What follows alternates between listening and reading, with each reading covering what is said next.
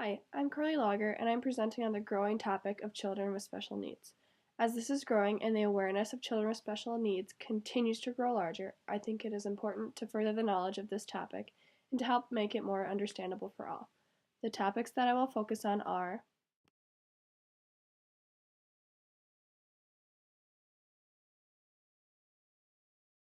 I think that is important for parents and anyone involved with children that have special needs to know a little bit about the history of special education.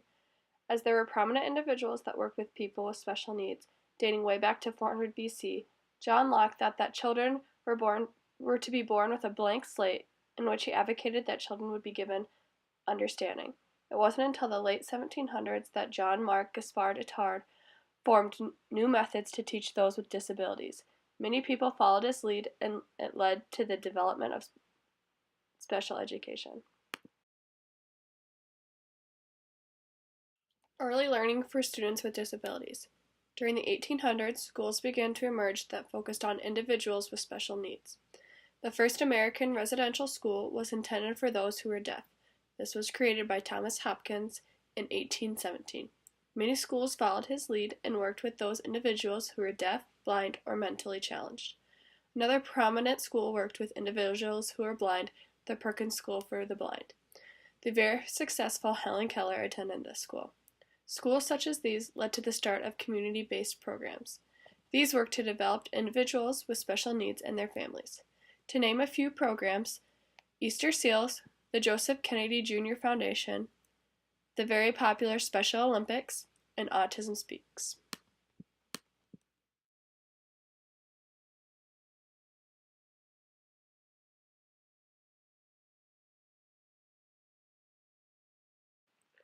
So as you can see here, we have the legislations that were very vital in helping special education.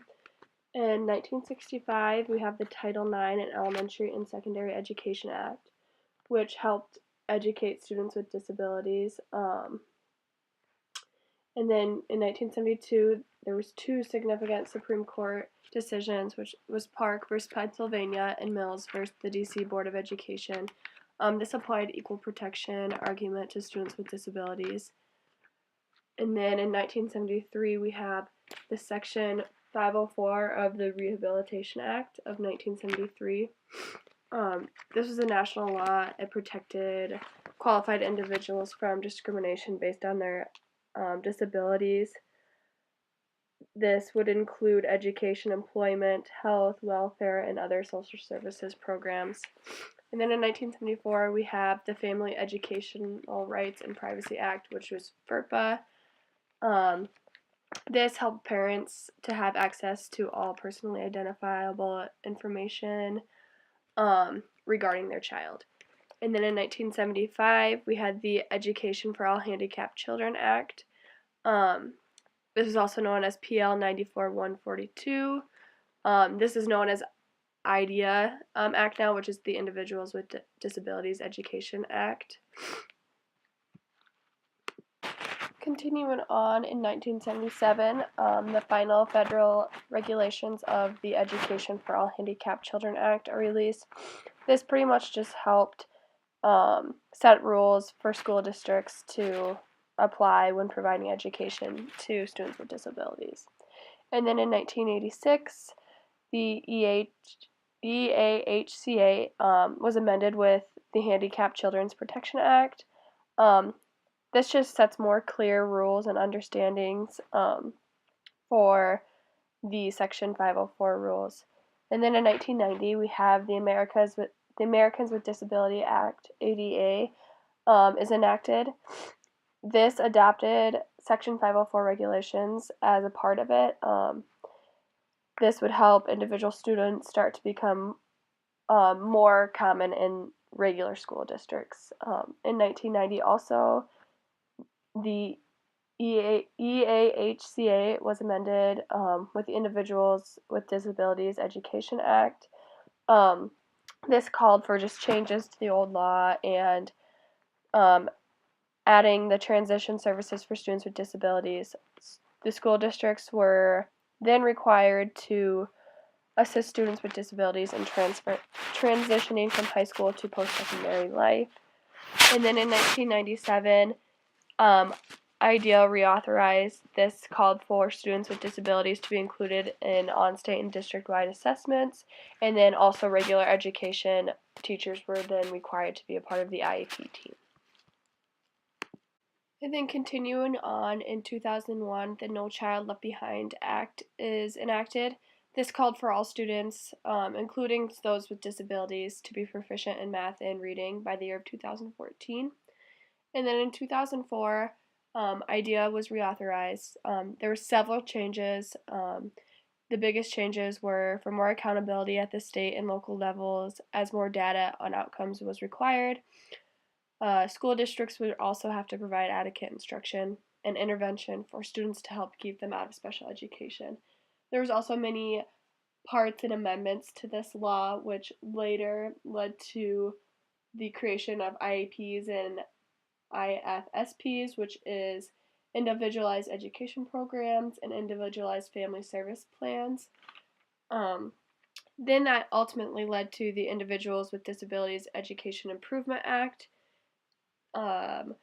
There's a few suggestions to help ensure this act, which would be meet the procedural requirements, convene legally correct IEP meetings, which is again the individualized education program, develop educational meaningful IEP, conduct relevant assessments, link assessment results to goals and services, develop measurable annual goals, determine how you will measure progress towards the goals, and develop a schedule for reporting students' progress to his or her parents, base services on peer-reviewed research, implement program modifications in the general education classroom, provide related services when necessary. And again, that is all based on the IEP, which is the Individualized Education Program, in which I will talk about in a little bit. So moving on to categories of disabilities, there are 14 that would clarify as those who would need special programs, and if a student in a classroom fits into any of these categories, special services should be provided. First, we have autism, which is a developmental disability that usually affects verbal and nonverbal communication and social interaction. It usually is evident before the age of 3, and it affects educational performance. And then we have deafness, which is a hearing impairment so severe that a child is impaired in processing linguistic information through hearing. And then we have deafness and blindness, which is the simultaneous hearing and visual impairments. And then we just have the hearing impairment, which is an impairment in hearing, whether permanent or fluctuating, that affects a child's educational performance, but is not included under the definition of deafness. And then we have mental disabilities, which is significantly sub-average general intellectual functionings. This affects a child's educational performance as well. It's usually deficits in adaptive behavior. And then we have the multiple disabilities, which is impairments such as mental challenges and blindness, or mental challenges and orthopedic impairment. So this would be simultaneous impairments, with 2 of them. And then we have just orthopedic impairment, which is a severe orthopedic impairment that affects the child's performance. This is caused by congenital impairments, which would be clubfoot or absence of a limb. And then we have the other health impairment section, which is having limited strength, vitality, or alertness due to chronic or acute health problems. This would be heart conditions, tuberculosis, rheumatic fever, asthma, sickle cell anemia, and many more.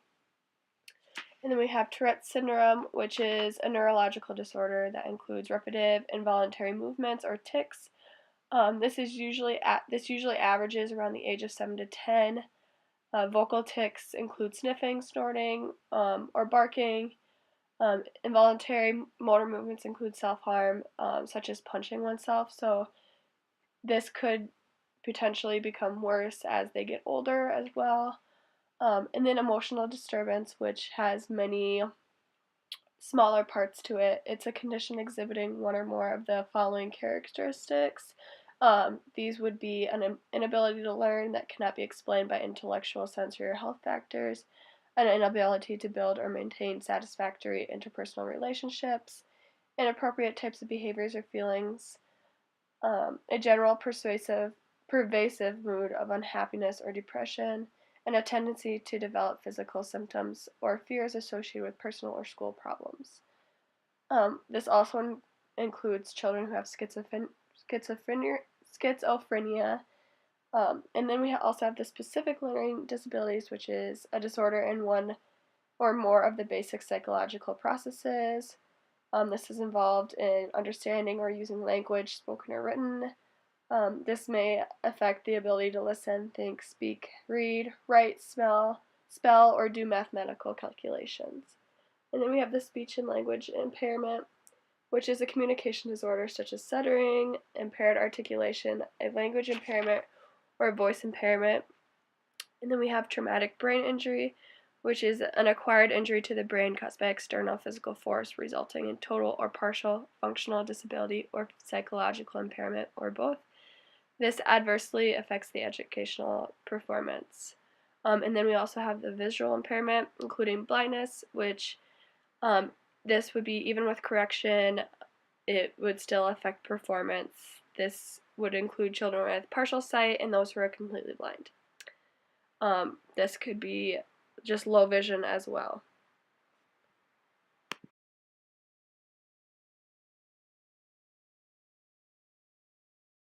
Next, I'm going to talk about the IEP process, which is, again, the individualized education process. This helps to create goals that schools and parents want for their children with disabilities. All children at the ages between 3 and 21 with disabilities that receive any type of special education services must have an IEP. This would be personalized for them. This process should include the following individuals: the parents of the child with a disability, at least one regular education teacher, if that child is participating in regular education classroom, at least one special education teacher, a representative of the local educational agency, and then at least one individual who can relate the evaluation results to the goals of the IEP. And hi, just clarifying on this IEP I'm about to show you, all the names are made up and the disabilities are made up, so it's completely confidential information, just so you know. Okay, so this is just the first page. This is basically just basic information such as the name of the student, the parents and guardian's name, age, birth date, and then the purpose of the meeting. So right here we have IEP placement, and then it just asks questions, yes or no questions, and initial them. And then right here is where we'd have that IEP team, which, like I just explained, you need so many individuals that can represent.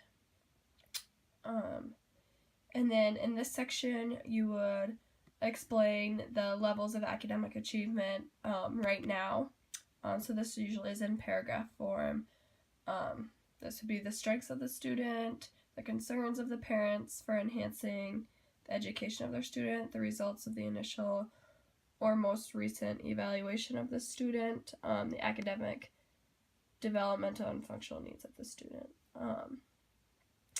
And then moving on, so right here it says consideration of special factors. This says, is the student limited, English proficient? Is there any special communication needs?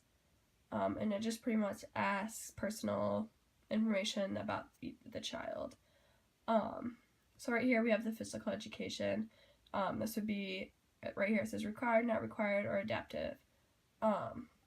And then it would show refer to goals and objectives, which is further down the list, and this says improving coordination, balance, and motor skills. So assessment, this is what assessments will the student partake in and how. Here's the educational goals and objectives, which is what we had talked about earlier. Right here we have Hillary will express understanding of how to use the bathroom appropriately with limited help from an adult. And then it pretty much just goes on to say what she needs to work on, what our goals for her would be. The next one would be Hillary will understand and follow directions when asked to complete a task. These goals will be certainly very personalized to each child. Down here it says reporting frequency to parents, so you have the option of quarterly or trimester reports, and then there's also an other, and what type of methods is that going to happen? So conferences, report cards, goal page. Then here's the educational goals. Hillary will learn how to write her name and identify letters of the alphabet. And then we also put standards into them. So pretty much just about the same, it's just a little bit different from before. This is the accommodations and modifications. Here we have the state and district accommodations. And then down here would be all the special education services that she would be required to. So right here we have speech and language therapy, which frequency would be daily at school for 30 to 60 minutes. And then it pretty much just explains all of those services, and which we'll talk about next here. So these just say the frequency, location, and how long. And then we have the least restrictive environment. Right here we have general classroom, resource room, so this is just where they're going to be placed.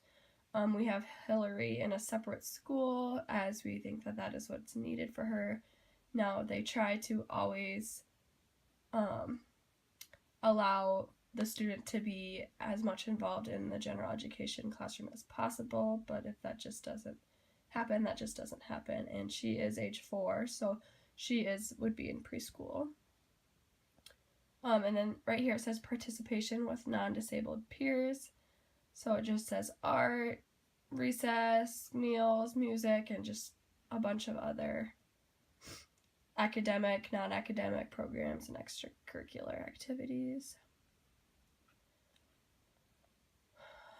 This would be the extended school year plan, so when school ends, how they will continue with their IEP.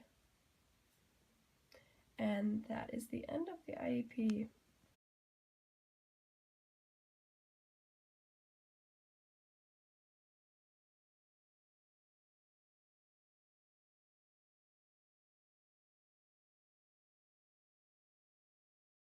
And now moving on to the rights for parents. These are just a few that I pulled from one of my textbooks. Public agency must notify parents regarding any changes. Parents have the right to inspect and review all records. Parental consent is required before a child may be evaluated for the first time. Parents have the right to obtain an independent educational evaluation of their child. Parental consent is required for initial special education placement. Parents have the right to challenge or appeal any decision. Parents are responsible for notifying the agency if they plan to remove their child from it. Parents are responsible for notifying the public agency if they intend to request due process hearing.